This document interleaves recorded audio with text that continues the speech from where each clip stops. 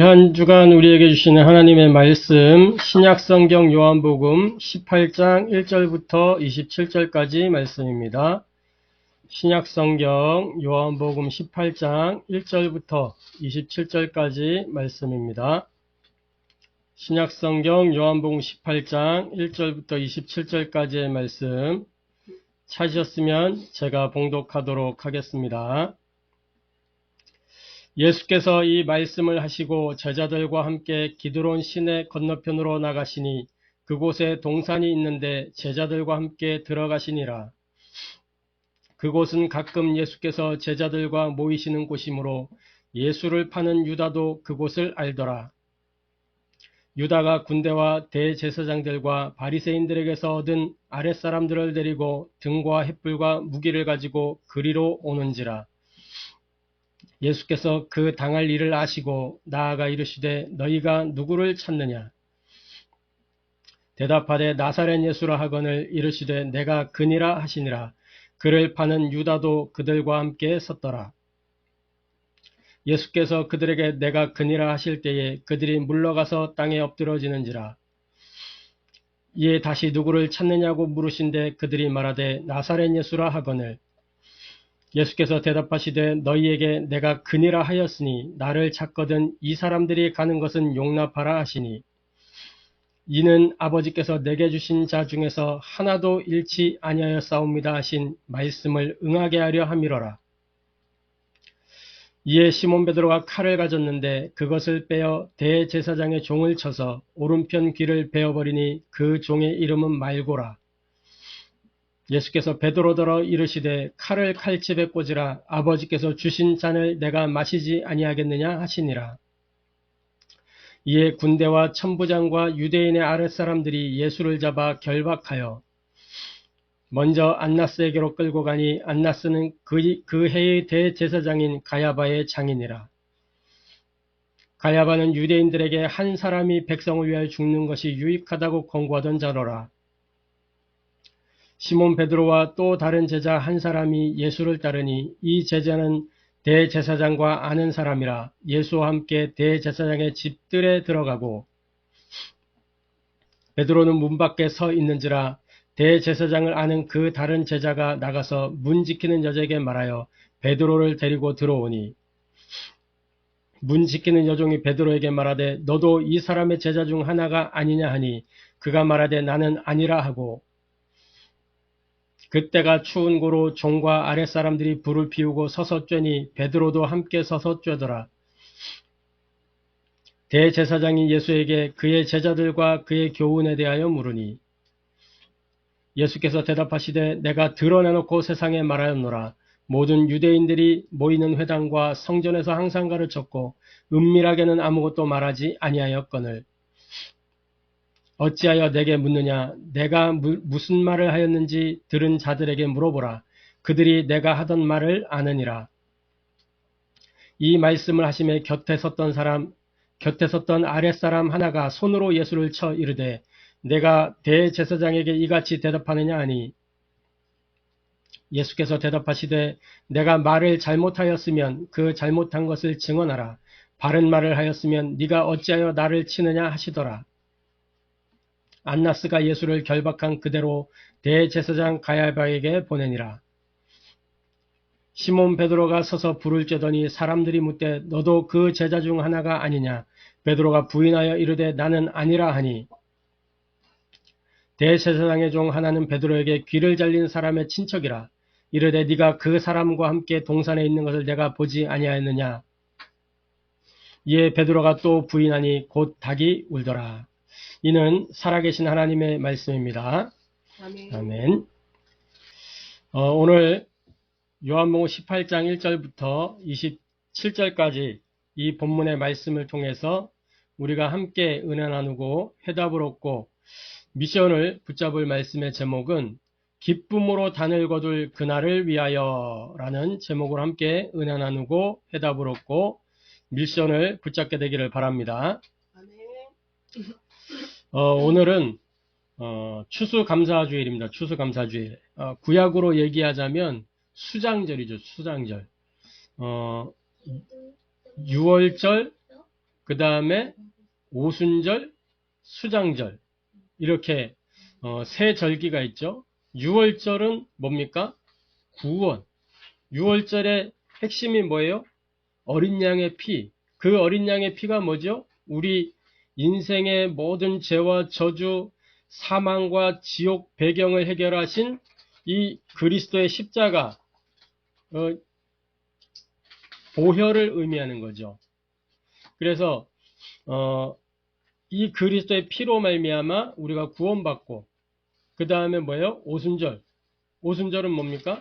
광야에서 하나님이 인도하시고 하나님이 보호하신 그 여정, 그것을 기념하는 절기가 오순절입니다. 특히 7.7절, 7.7절하고 이 오순절은 같은 절기죠. 맥주절 같은 이야기입니다. 첫 곡식을 거두어서 이렇게 기념하고 지켰던 절기입니다. 오순절. 그리고 이제 수장절이란 말이에요. 수장절은 곡식을 거두어서 저장하는 것입니다. 추수감사, 곡식을 수확하게 되는 것을 감사하는 내용이죠. 그리고 수장절과 같은 거예요. 우리는 이제 가을에 이 거두니까 수확을 하니까 추수라고 하지만 이 지금 이스라엘의 요 절기는 추수가 아니고 뭐냐면 춘수예요. 춘수. 봄에 곡식을 수확하는 겁니다. 밀과 보리. 봄에 거두는 거예요. 봄에. 그래서 엄밀히 말하면 추수감사가 아니고 춘수감사. 춘수감사예요. 춘수감사. 근데 어감이 조금 우리가 쓰던 거가 익숙하지 않으니까 그냥 추수감사 이렇게 얘기를 합니다. 원래 땡스기빙 데이 추수감사는 이제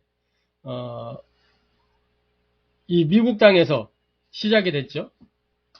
첫 수확을 하고 이제 신대륙에서 첫 수확을 하고 하나님께 감사드렸던 그것을 지키는 절기가 추수감사절인데 이것을 성경적으로 이제 수장절과 연계해서 우리가 생각해 보는 것입니다. 그래서 우리가 말씀을 지금 계속 읽어 나가는 중에 오늘 추수감사주의를 맞은 거란 말이에요. 원래 예전에는 이렇게 절기가 되면 절기 설교를 따로 하고 그러기도 했어요. 그런데 그렇게 안 하고 이제는 말씀의 흐름 속에서 우리가 절기를 맞이하면서 생각해 보는 겁니다. 요한복음 읽어 나가는 중에 오늘 이 본문인데 추수감사주일이 되는 거예요. 그런데 보니까 의미가 또 있어요. 예수님이 지금 이 본문상에서 어떻게 돼요? 본문상에서 지금 보면은 이제 잡히신단 말이에요. 잡혀가시는 거예요. 잡혀서 곧 있을 이제 십자가 사건이 기다리고 있어요. 잡혀가시는 그것이 뭐예요? 사실은 예수님이 중요한 이제 이 열매를 거두기 위하여 씨를 뿌리는 것이 잡혀가는 일에서부터 시작되는 거예요. 그래서 서론적으로 우리 지난주 강단의 메시지 제목이 뭐였습니까? 인간 최고의 누림, 임마누엘. 그래서 인간 최고의 누림은 임마누엘이에요. 근데 그 임마누엘의 길이 뭐냐? 기도입니다. 그래서 기도는 임마누엘의 길이에요. 세 가지 기도를 말씀드렸죠. 나를 살리는 플랫폼 기도, 또 교회 살리는 파수망대 기도, 현장 살리는 안테나 기도.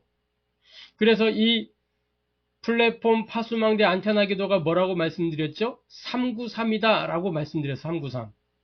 393. 이 3은 뭐냐? 말씀. 9는 기도. 3은 전도. 그래서 이 3은 오직이 되어야 될, 첫 번째 3은 우리가 오직이 되어야 될 것을 말씀했어요. 그리고 9는 집중해야 되는 거. 집중해야 되는 기도죠. 그리고 지속은 뭐예요? 전도. 그래서 393. 말씀 기도 전도입니다. 그래서 이 말씀 기도 전도를 통해서 우리가 누려야 되는 응답이 뭐냐? 개인 응답, 교회 응답, 현장 응답 말씀드렸단 말이에요. 그래서 보좌의 축복을 붙잡는 이 오직을 통해서 하나님이 주시는 오력을 개인이 누리게 될 때 개인 응답이 시작이 되는 거예요. 근데 그 시작이 어디에서 시작되냐? 예배 때에 138을 찾아 붙잡는 거예요. 거기서부터 시작이 되는 겁니다. 그때 예배를 통해서 138을 찾고 붙잡으면 하나님의 절대 시간표가 보이게 되고 절대 응답이 보이게 되고 절대 작품을 남기게 되는 거예요. 절대 시간표는 뭡니까? 예배 때 은혜 해담 미션을 딱 붙잡았더니 뭐예요? 문제 왔는데 그 속에 답이 보이고, 예배 때 은혜 해담 미션을 딱 붙잡았는데 갈등 오니까 그게 갱신할 기회라. 그리고 예배 때 은혜 해담 미션을 딱 붙잡았더니 위기가 기회가 되어지는 거예요. 그래서 절대 시간표, 절대 응답, 절대 작품. 이게 개인이 받을 응답입니다. 그리고 뭐예요? 보좌의 축복을 누리는 이 집중, 기도의 시간을 통해서 무엇을 누리는 거예요? 3초월, 보좌의 축복, 시공간 초월의 능력, 237 빛의 역사, 3생명, 하나님이 주신 거, 뭐예요? 곧 하나님의 형상, 생기, 에덴의 축복. 3전무후무는 뭐예요? 나와 교회와 현장의 오직 유일성 재창조의 응답. 그죠? 그래서 어떻게 이걸 누리냐? 밤 시간에 깊은 기도, 아침 시간에 정시기도, 낮 시간에 24기도를 통해서. 그래서 어떤 응답을 받는다고? 임마누엘, 하나님이 우리와 함께하는. 그래서 교회가 237 경제가 시작되고 237 치유의 역사가 일어나고 237 서밋이 세워지는, 랩런트들이 서밋화 되어지는 일들이 교회를 통해서 일어나게 되어진단 말이죠. 이게 우리가 기도 집중 속에서 누리는 응답들이란 말이에요. 그리고 현장 살리는 이 안테나 기도를 통해서 뭐요? 보좌의 축복이 전달되는 지속, 이게 전도지요. 요걸 통해서 현장에 뭐요? 세 가지 시스템, 교회 시스템, 현장 시스템, 237 시스템. 교회 시스템은 뭡니까? 강단 중심의 시스템. 목회자를 통해서 주시는 말씀 중심 하는 거예요. 말씀 중심. 그리고 뭐요? 중직자는 현장 중심, 랩넌트는 미래란 말이에요. 그래서 우리가 어떤 응답을 누리게 되는 거예요? 원네스의 응답. 현장은 원네스예요. 하나님이 모든 것 가운데 함께 하시는 거예요. 모든 만남, 사건, 장소, 시간, 이 속에 하나님이 함께 하시는 거예요. 그래서 일어나는 일이 뭐냐? 전문화, 제자와 세계화의 응답이 일어나게 되는 겁니다. 전문화는 뭐냐? 제자를 이야기해요. 제자. 전문화되는 만큼 제자가 세워지게 돼 있어요. 내가 말씀에 전문화가 되어 있다. 그러면 그 말씀을 따라오는 제자들이 일어나게 되어 있는 거야. 구원의 길이 내가 전문화되어 있다. 구원의 길을 통해서 또 다른 제자가 그 구원의 길을 가지고 제자화가 되는 거예요. 그래서 이 제자화를 통해서 다섯 기초에 또 다른 제자의 문이 열려지고, 그러면 뭐예요? 세계의 네트워크가 연결되는 거예요. 열리는 거예요. 할렐루야. 이 축복을 저와 여러분이 누리게 되기를 바랍니다. 그래서 이 세 가지 기도를 통해서 저와 여러분이 무엇을 해야 되느냐? 본론적으로 기쁨으로 단을 거둘 그날을 위하여 그랬는데, 단을 거두려면, 추수하려면 뭘 해야 돼요? 추수하려고 하면 뭐가 반드시 선행돼야 되죠? 추수하려고 하면 씨를 뿌려야 되는 거예요. 씨를 뿌려야 돼. 씨 안 뿌리고 추수할 수 있어요? 없단 말이에요. 그래서 씨를 뿌려야 이제 때가 되면 추수할 수 있게 되는 거예요. 그러면 저와 여러분이 점검해 봐야 돼요. 나는 어떤 씨를 뿌렸는가? 이걸 점검해 보는 이 한 주간이 되기를 바랍니다. 영적 추수의 시간표가 되어지는데, 내가 그동안 어떤 씨를 뿌렸는가? 나는 어디에다 씨를 뿌렸는가? 좋은 씨를 좋은 땅에 뿌려야 되겠죠. 자, 첫 번째로 예수님의 사역 원리입니다. 예수님의 사역 원리를 보면 언제나 예수님은 말씀 중심으로, 기도 중심으로, 현장 중심으로 사역을 하셨던 것을 볼 수 있어요. 자, 오늘 말씀을 보면 예수께서 18장 1절에 예수께서 이 말씀을 하시고 제자들과 함께 기드론 시내 건너편으로 나가시니 그곳에 동산이 있는데 제자들과 함께 들어가시니라. 2절에 그곳은 가끔 예수께서 제자들과 모이시는 곳이므로 예수를 파는 유다도 그곳을 알더라. 이렇게 돼 있어요. 1절에 보면 예수님 뭐 했다고 했어요? 이 말씀을 하시고, 말씀 중심이었어요. 이 말씀을 하시고 제자들과 함께 기드론 시내 건너편으로 나가시니, 현장 중심. 그곳은 동산이 있는데 제자들과 함께 들어가시니라. 여기가 감람산이에요. 겟세마네 동산이 있는데요.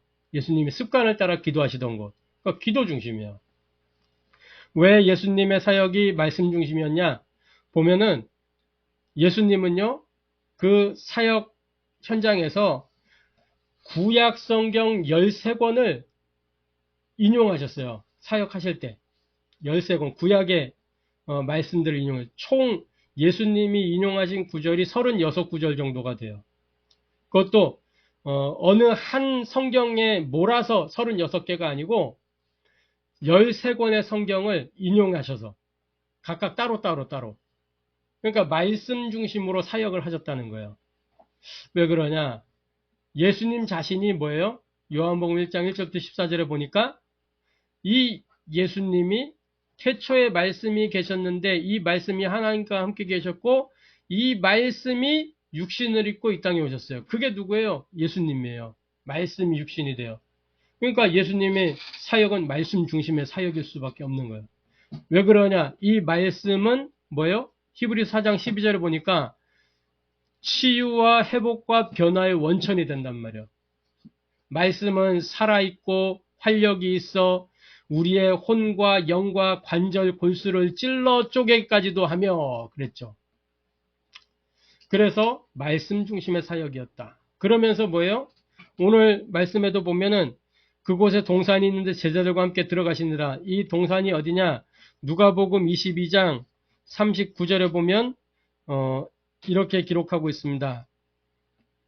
예수께서 나가사 습관을 따라 감람산에 가시매 제자들도 따라갔더니, 습관을 따라 감람산에 가셨어요. 제자들도 따라갔더니 거기서 40절에 보면 그곳에 이르러 그들에게 이르시되 유혹에 빠지지 않게 기도하라 하시고, 마가복음 14장 32절에도 보면은 이렇게 기록합니다. 그들이 겟세마네라 하는 곳에 이름에 예수께서 제자들에게 이르시되 내가 기도할 동안에 너희는 여기에 앉아 있으라 하시고, 겟세마네에서 기도하신 거예요. 겟세마네 기도. 그러니까 예수님의 사역은 중요한 순간순간마다 기도와 함께 기도로 시작하시는 거였어요. 그러면서 현장 중심. 예수님의 사역은 언제나 현장 중심. 책상 앞에서 하신 사역이 아니라 현장에서 하신 사역이란 말이에요. 그래서 예수님은 이 땅에 오셔서 누구도 찾아가지 않는 곳, 빈 곳, 버려진 곳, 죽어있는 곳, 그런 현장을 찾아가셨어요. 그래서 과부, 어린아이, 또 병든 자, 그것도 아주 저주받았다고 생각하는 그런 사람들, 이런 현장들을 찾아가셨고 만나주셨고 그 현장에서 치유의 역사가 일어났고, 또 제자들을 찾아오셨잖아요. 지금 금을 던져서 고기 잡고 있는 그 현장에 오셔가지고 나를 따라오라 이렇게 하신 거예요. 비어있는 곳, 버려진 곳, 죽어있는 현장 살릴 제자들을 찾아가셔서 부르셨어요. 마가복음 3장 13절부터 15절에 부르신 거예요. 원하신 자들을 부르셨다 그랬어요. 그러면서 그들에게 사명을 주신 거예요. 마태복음 28장 18절부터 20절에 모든 족속에게로 가라. 마가복음 16장에는 만민에게로 가라. 요한복음 21장에는 후대들을 살려라. 사도행전 1장 땅끝까지 가라. 이렇게 미션을 주신 겁니다. 사명을 주셨어요. 그래서 예수님의 사역은 언제나 말씀 중심, 기도 중심, 현장 중심이었다. 오늘 본문 속에도 이렇게 말씀 중심, 기도 중심, 현장 중심 하시는 예수님의 모습을 볼 수가 있습니다. 자, 그리고 두 번째로 기도에 실패한 제자들을 볼 수 있죠. 오늘 그 본문 속에 요한복음에서는 예수님이 이렇게 기도하시는 모습은 나와 있지 않고 잡히시는 모습이 나와 있는데, 같은 이제 이 요한복음 말고 다른 공관복음들을 보면요, 마태, 마가, 누가, 이 공관복음에는 이 본문과 관계된 예수님이 기도하시는 모습이 먼저 언급이 되고 있어요. 이 산에, 감람산에 가서 기도하셨단 말이에요. 기도하시고 난 이후에 잡히신 거란 말이에요. 근데 이 보면은 뭐냐면 마가복음 14장 50절에 보면요, 이렇게 기록하고 있습니다. 이렇게 제자들이 예수님이 잡히시니까 다 도망하게 된 거예요. 50절에 보면 제자들이 다 예수를 버리고 도망하니라. 도망갔다면 제자들이. 그것도 하나도 남김없이 다 도망가서 제자들이 다 예수를 버리고 도망하니라. 왜 그러냐? 거기에 이제 뭐 칼등 군사들도 있고 분위기가 험악해졌단 말이에요.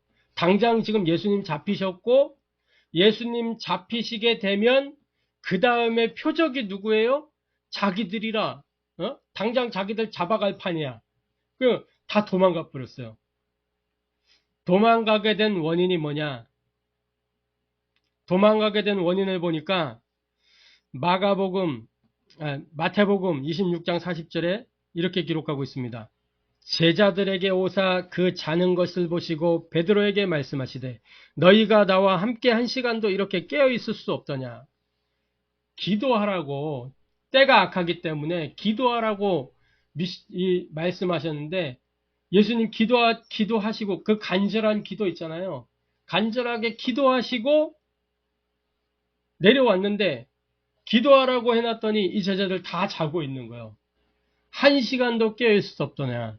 이렇게 책망하셨단 말이에요. 이거 뭐냐? 왜 제자들이 도망하게 됐냐? 이 말씀 보면 답이 나옵니다. 영적 무능에 잡힌 거예요. 영적 무능. 기도하지 못하는 상태. 이 속에 있다 보니 그 예수님이 잡혀가는 상황이 되었을 때 그 위기를 도전할 수 있는 힘이 없는 거예요. 무능 속에 잡혀있는, 무능 속에.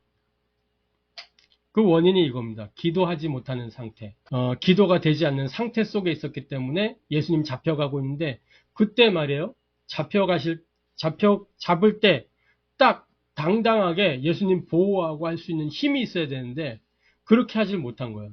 아니, 도망가지 않고 함께 따라갈 수 있는 용기가 있어야 되는데, 그것도 없었던 거예요. 자, 그리고 그 현장 가운데에 이제 예수님을 배신했던 가룟 유다가 있어요. 이 가룟 유다, 요한복음 18장 2절부터 3절, 예수님을 잡아가는 군사들을 앞세우고 오잖아요. 누가복음 22장 3절부터 6절에 보면 그것을 가리켜 뭐라 그랬냐면, 12 중에 하나인 가로딘이라 부르는 유다에게 사탄이 들어가니 이에 유다가 대제사장들과 성전 경비 대장들에게 가서 예수를 넘겨줄 방도를 의논하며 그들이 기뻐하여 돈을 주기로 언약하는지라. 유다가 허락하고 예수를 무리가 없을 때에 넘겨줄 기회를 찾더라. 이렇게 사탄이 그 속에 들어가서 사탄의 심부름을 했단 말이에요. 유다가. 그렇게 이 예수님을 배신하게 된 원인이 뭐냐? 마태복음 26장 40절 그 사건이에요. 한 시간도 깨어 있을 수 없더냐. 이 가룟 유다 역시 영적 무기력에 사로잡혀서 깊은 낙심과 좌절감과 우울증에 시달리고 있었던 거예요. 그 속에서 소망이 안 보이니까, 예수님을 보니까 소망이 안 보이는 거예요. 자기가 기대했던 그 정치적인 메시아가 아니라 다윗 왕과 같은 그 막강한 힘을 가진 그 메시아가 아닌 것 같아 보이는 거예요. 그러니까 모든 소망을 다 잃어서 깊은 낙심이 찾아오고 좌절감이 그를 사로잡아서 결국 거기에 누가 역사한 거? 사탄이 그에게 역사해버린 거예요. 그래서 이 무기력 중에 있는 중에 이제 이 예수를 팔아 넘기고 새로운 시작을 해야 되겠다. 이렇게 생각을 하게 된 거죠. 틀린 판단을 하게 되는 거예요. 그리고 또 누구냐? 그 현장에 예수님을 부인했던 베드로. 오늘 본문에 나오죠. 3번 부인하잖아요. 요한복음 18장 10절에. 그죠? 이 18장 10절에 보면, 요한복음 18장 10절에 보면 이 베드로가 어떤 사람인지 잘 알 수 있어요. 시몬 베드로가 칼을 가졌는데 그것을 빼어 대제사장의 종을 쳐서 오른편 귀를 베어버리니 그 종의 이름은 말고라. 이 베드로가 역시 수제자답긴 수제자다워요. 예수님의 수제자. 그러니까 얼른 이제 다 도망가는 분위기인데 이 베드로는 이제 마지막에 칼로 이제 그 대제사장의 종의 말고의 귀를 베버린 거예요. 근데 엉뚱한 사람 귀를 벤 거지. 엉뚱한 일을 한 거예요. 그 예수님이 뭐라 그랬냐면 예수께서 베드로더러 이르시되 칼을 칼집에 꽂으라. 아버지께서 주신 잔을 내가 마시지 아니하겠느냐 하시니라. 이 틀린 사명감, 방향 설정이 잘못된 열심, 그걸로 이렇게 한 거죠. 그래서 결국에는 뭐였냐, 그 일이 있은 후에 예수님 잡혀가시고 두려움이 엄습했잖아요. 그래서 뭐요? 15절부터 18절, 25절부터 27절 예수님 부인하는 장면이 나오는 거예요. 왜 예수님을 부인하게 됐냐? 왜 이 베드로가 예수님을 부인하게 됐냐? 마태복음 26장 40절이 그 원인이에요. 1시간도 깨어 기도할 수 없더냐? 네? 무응답 속에 있었던 거예요. 베드로가 무응답 속에. 복음 체험이 안 되고 복음 발견은 했어요. 주는 그리스도시요 살아계신 하나님의 아들이십니다. 이 고백을 했잖아요. 복음 발견은 했는데 발견된 복음이 체험이 안 된 거예요. 체험이 안 되니까 뭐가 없어요? 확신이 없어요. 그러니까 뭐예요? 응답이 없어. 체험이 안 됐고 확신이 없으니 응답이 없는 거예요. 그러니까 뭐예요? 이렇게 부인하게 되는 거예요. 내가 이제 기독교인이 내가 믿는다라고 표를 못 내는 많은 요인들 중에 하나가 뭐냐면 체험이 안 돼 있고 확신이 없으니까 내가 삶에 응답이 없으니까 드러낼 수가 없는 거예요. 베드로가 그런 경우였거든요. 근데 중요한 건 뭐냐면 우리 삶이 이런 도망하는 제자들처럼 또 예수님을 배신했던 유다처럼 예수님을 부인했던 베드로처럼 이런 모습들이 다 우리의 삶 속에 있다는 것을 알아야 돼요. 순간순간마다 우리는 복음을 증거하고 전달해야 된다는 거기에서 벗어나서 도망하고 피하고 그리고 뭐요? 오히려 배신하고 부인하고 이런 상황들에 놓이게 될 때가 있다는 사실입니다. 왜 그러냐? 무능과 무기력과 무응답이 우리를 사로잡고 있기 때문에 이것에서 벗어나야 된단 말이죠. 그러면 세 번째로 이 두 제자의 차이가 있어요. 여기에서 우리가 우리의 자세를 분명하게 해야 되는 겁니다. 두 제자의 차이. 가룟 유다는 뭐였냐?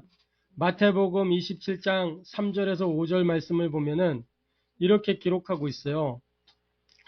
그때에 예수를 판 유다가 그의 정죄됨을 보고 예수님이 정죄되는 모습을 보고 스스로 뉘우쳐 그 은 30을 대제사장들과 장로들에게 도로 갖다 주며 이르되 무죄한 피를 팔고 죄를 범하였도다 하니 그들이 이르되 그것이 우리에게 무슨 상관이냐 네가 당하라 하거늘 유다가 은을 성소에 던져 놓고 물러가서 스스로 목매어 죽은지라. 스스로 목매어 죽었다 그랬어요. 이게 뭐예요? 결국에는 끝까지 자기중심적으로 종교생활 하다가 멸망의 길 간 거예요. 복음이 유다에게는 한 번도 없었던 거예요. 복음이. 예수 그리스도를 정치적으로 이용하려고 했고 종교적으로 이해를 했을 뿐이에요. 종교가 그거잖아요. 나중심. 그래서 결국은 다른 판단, 틀린 선택, 망할 수밖에 없는 삶을 향해 가는 게 종교생활이란 말이에요. 오늘 보면 스스로 목매어 죽은지라. 종교생활의 결말은 이러한 겁니다. 내가 스스로 신의 자리에 오르게 되는 게 종교의 궁극적인 자리잖아요. 불교가 뭐예요? 스스로 부처가 되라는 거예요. 스스로 신의 자리에 올라가라는 겁니다. 뭐 이 땅에 많은 신들이 있다. 범신, 또 뭐 다원주의, 여러 가지 종교들이 있잖아요. 이 종교들의 궁극적인 끝은 뭐예요? 내가 신이다라는 거예요. 네가 최고다라는 거예요. 네가. 그래서 가룟 유다는 끝까지 자기중심적인 종교 생활을 하다가 멸망의 길로 들어가게 된 것이고, 베드로는 어땠어요? 베드로는 종교 생활에서 돌이켜서 복음 누리는 생명의 길로 들어간 거예요. 참된 회개가 베드로에게 있었어요. 누가복음 22장 61절 62절에 보면 이렇게 기록합니다. 주께서 돌이켜 베드로를 보시니 베드로가 주의 말씀 곧 오늘 닭 울기 전에 네가 3번 나를 부인하리라 하심이 생각나서 밖에 나가서 심히 통곡하니라. 밖에 나가서 심히 통곡했다 그랬어요. 참된 회개를 통해서 새로운 사람이 된 것이에요. 예수님을 보고 딱 깨달아진 거예요. 예수님의 말씀이 네가 닭이 3번 울기 전에 나를 부인할 것이다. 그 말씀이 생각나서 통곡의 눈물을 흘렸단 말이에요. 참회하는 눈물. 그래서 그렇게 참된 회개와 함께 뭐예요? 베드로에게는 뭐가 있었어요? 갈보리산이 체험됐어요. 다 이루었다 하신 그 십자가의 복음이 체험이 됐어. 자기가 고백했던 주는 그리스도시요 살아계신 하나님의 아들이십니다. 이 신앙 고백이 체험이 되는 사건, 갈보리산에서 체험이 되졌어요. 그러면서 뭐예요? 부활하신 예수님을 만나서 사도행전 1장 3절 40일 동안 하나님 나라의 일을 말씀하시는 감람산의 미션이 그에게 딱 다가온 거예요. 그리고 뭐예요? 사도행전 1장 14절 이제 그 언약의 말씀을 붙잡고 오로지 기도하는 그 속으로 들어갔더니 사도행전 2장 1절부터 47절에 그 마가다락방의 증거를 체험하게 된 거죠. 베드로는 가룟 유다와 이게 차이가 있었던 겁니다. 저와 여러분이 가룟 유다의 삶이 아닌 베드로의 삶이 되어지기를 원합니다.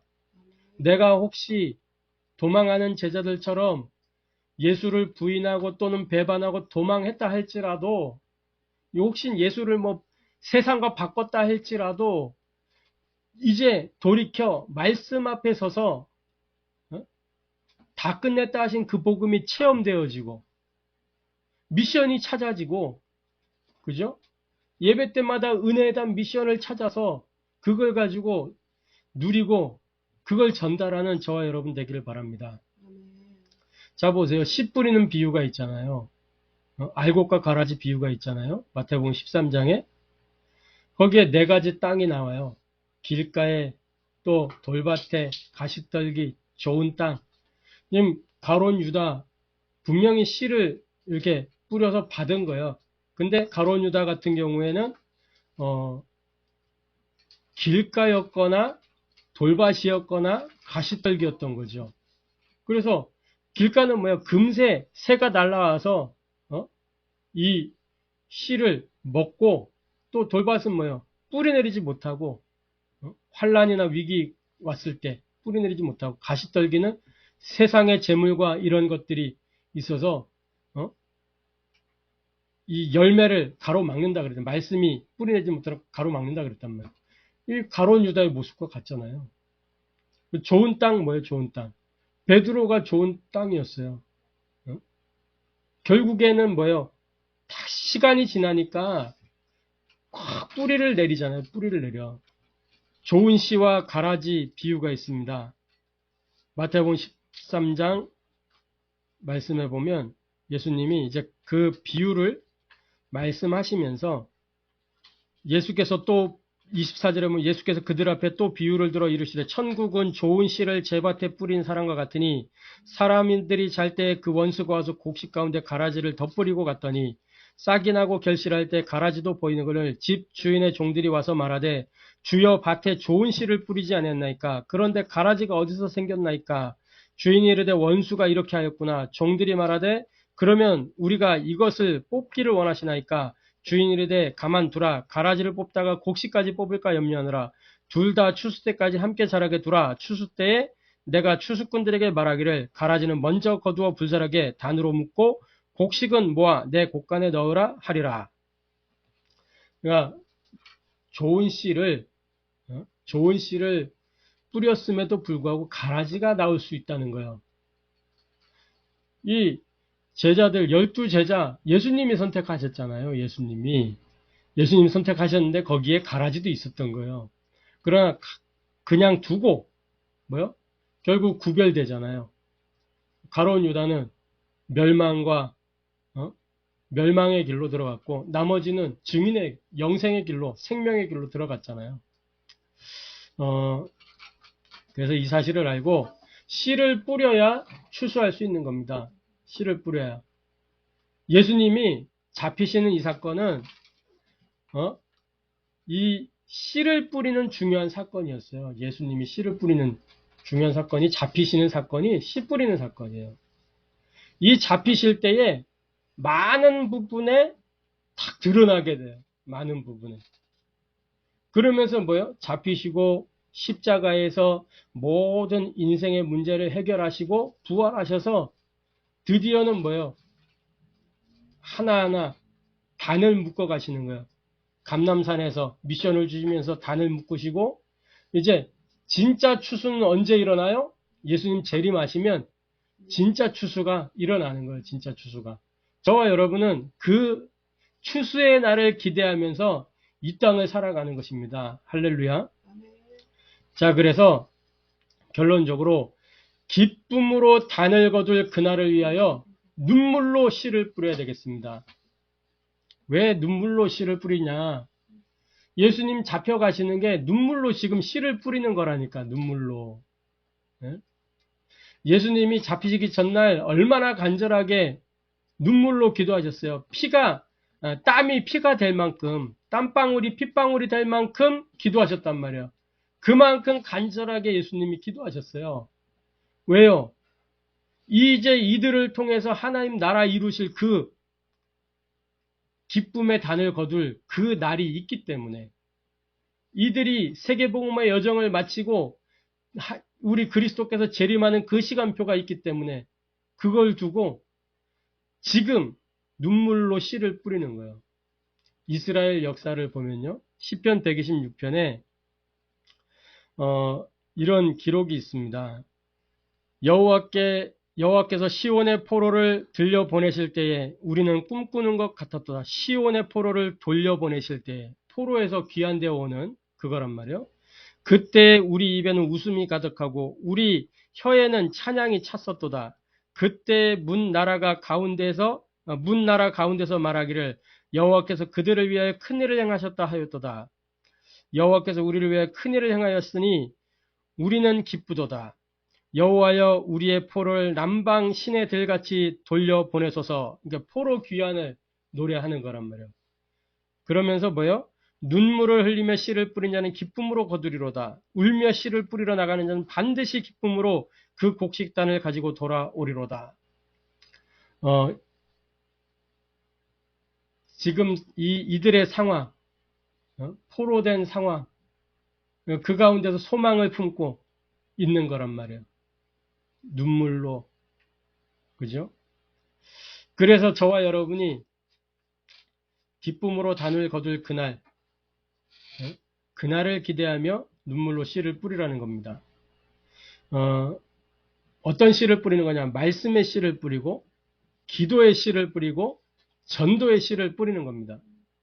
말씀의 씨를 뿌리는 말씀 개인화, 기도의 씨를 뿌리는 기도의 개인화, 전도의 씨를 뿌리는 전도 개인화. 그래서 계시록 1장 3절 말씀에 보면 이 예언의 말씀을 읽는 자, 듣는 자, 지키는 자가 복되다 그랬어요. 이건 곧 뭐냐? 예배에 집중해야 되는 거예요. 예배의 집중이 말씀의 씨를 뿌리는 것입니다. 그래서 예배의 집중 통해서 그 말씀을 뭘로 정리해요? 은혜에 대한 미션으로 정리하는 거예요. 그래서 나의 말씀으로 편집하는 거예요. 이 편집된 말씀을 묵상하는 것. 요걸 보고 뭐라 그래요? 홀로 다락방. 그러면 어떤 단을 거두게 되냐? 복음 체질화라고 하는 단을 거두게 돼 있어요. 요거 되어지면 복음 체질화의 단이 거두어지게 돼 있어요. 기쁨으로 단을 거두는 겁니다. 자, 요한복음 15장 7절에 내 말이 너희 안에 거하면 무엇이든지 원하는 대로 구하라. 기도의 개인화입니다. 어떻게? 7가지 기도를 가지고 7가지 기도. 첫 번째 뭐예요? 예배 기도.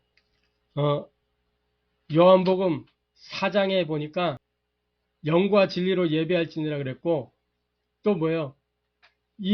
우리는 사망에서 생명으로 옮겨진 자들이에요. 이 기쁨을 가지고 예배 드리는 겁니다. 생명의 기쁨을 가지고. 사망에서 생명으로 옮겼느니라. 예배 때마다 이 은혜를 확인해야 돼요. 사망에서 생명으로 옮겼느니라. 예배 기도. 구원의 확신과 감격이 예배 때마다 확인돼야 돼요. 예배 기도. 그래서 모든 예배를 기도로 누리는 겁니다. 그리고 뭐 예배 때 받은 은혜에 대한 미션을 묵상하는 묵상기도. 우리의 시작은 뭐예요? 밤 시간이에요. 준비하는 시간이 밤 시간이에요. 정리하는 시간이면서 준비하는 시간이에요. 밤 시간. 이때 깊은 기도. 그리고 아침에 눈을 뜨면 정시기도. 확신 속에서 하나님이 역사하실 그 확신 속에서 정시기도. 낮 시간은 뭐예요? 임마누엘 누리는 시간이에요. 누리는 기도. 24기도. 문제 가운데 일이 생겼을 때 집중기도. 만남과 현장을 두고 중보기도. 이 7가지 기도. 요거를 가지고 115 운동 속으로 들어가는 겁니다. 하루에 1분씩 5번. 나를 멈추고 하나님께 집중하는 그 속으로 들어가는 거예요. 그러면 어떤 열매가 얻어지냐? 기도가 생활화되는, 기도 생활화의 단을 거두게 되는 것입니다. 할렐루야. 자, 예레미야서 1장 9절에 뭐라고 되어 있냐? 예레미야 1장 9절에 보면 여호와께서 그의 손을 내밀어 내 입에 대시며 여호와께서 내게 이르시되 보라 내가 내 말을 네 입에 두었노라. 내 말을 네 입에 두었다 그랬어요. 우리가 전도 한다라고 할 때 메시지가 있어야 될 거 아니에요? 그걸 누가 주시냐? 내가 할 말을 네 입에 두었다. 내 말을 네 입에 두었다 그랬어요. 무엇을 가지고 우리가 복음 전해요? 구원의 길 메시지를 가지고. 그래서 이 구원의 길 메시지를 우리 주보에도 이렇게 있잖아요. 주보에도 주보 딱 제일 앞면에 보면 이렇게 있어요. 제일 앞면에 보면 있단 말이에요. 이 구원의 길을 가지고 개인이 워크숍을 하는 겁니다. 워크숍을 지속하고 반복해서 하는 거예요. 익히란 말이에요. 원리를. 이 대사를 외우라는 게 아니에요. 원리를 익히란 말이에요. 구원의 길을 전달하는 이 순서가 있어요. 원래 인간, 문제 인간, 하나님의 방법, 그래서 영적, 회복된 인간, 이게 있단 말이에요. 그 확신, 그 원리를 익히고, 그리고 뭐예요? 적용하는 거예요. 5분 이상 만남에 내가 익힌 그걸 가지고 전달해 보는 거예요. 처음엔 보면서 하는 거죠. 보면서 전달해 보고, 그러면서 안 보고 전달도 해 보고, 그러면서 나만의 복음 메시지를 확립하는 거예요. 나만의 복음 메시지. 그리고 그걸 가지고, 5기초 현장이 살아나는 겁니다. 그걸 가지고. 모든 현장에 이게 적용되는 거예요. 그러면 어떤 단을 우리가 얻을 수 있냐? 세계복음화라는 단을 얻게 되는 겁니다. 할렐루야. 저와 여러분이 이 축복 누리게 되기를 바랍니다. 기쁨으로 단을 거둘 그날을 위하여 예수님은 잡히셨어요. 눈물로 씨를 뿌리시는 겁니다. 그게. 저와 여러분이 이제 기쁨으로 단을 거둘 그날을 기대하면서 눈물로. 사실은 이 예배 집중, 말씀 기도 전도가 개인화되는 게 쉽지 않아요. 많은 몸부림과 많은 영적 싸움이 있어야 돼요. 때로는 많은 눈물을 흘려야 돼요. 왜? 안 되는 내 모습을 자꾸 보게 되거든요. 어떤 때 넘어진 내 모습 자꾸 보게 되거든요. 그래서 영적 싸움 해야 된단 말이에요. 눈물로 씨를 뿌리면 뭐요? 기쁨으로 단을 거두리로다. 할렐루야. 아멘. 이 축복 누리게 되기를 주님의 이름으로 축복합니다. 아멘. 기도하겠습니다. 하나님께 감사를 드립니다. 기쁨으로 단을 거둘 그날을 위하여 하나님, 우리가 눈물로 씨를 뿌리는 은혜 속에 있게 하여 주옵소서. 예수님은 늘 말씀 중심으로, 기도 중심으로, 현장 중심으로 사역을 하셨는데, 하나님, 우리가 그 예수님의 사역 원리를 따라 우리들도 하나님 나라의 일을 심부름할 수 있도록 은혜를 더하여 주옵소서. 그러나 하나님, 우리가 육신이 연약하여 기도에 실패한 제자들처럼 때로는 도망하기도 하고, 때로는 예수님을 배신하기도 하고, 때로는 예수님을 부인하기도 하지만, 하나님, 멸망일로 갔던 가룟 유다처럼 되지 아니하고 생명의 길로 돌아섰던 이 베드로의 삶처럼 우리가 참으로 하나님의 은혜 앞으로 돌아오게 하시고, 하나님 주신 해답을 가지고, 그 미션을 가지고 끝까지 하나님과 동행하는 삶을 살 수 있도록 은혜를 더하여 주옵소서. 말씀의 씨를 뿌리게 하시고, 기도의 씨를 뿌리게 하시고, 전도의 씨를 뿌려 복음 체질화, 기도 생활화, 세계복음화의 단을 거두는 증인 전도자 제자 되도록 역사하여 주옵소서. 살아계신 주 예수 그리스도의 이름으로 기도하옵나이다.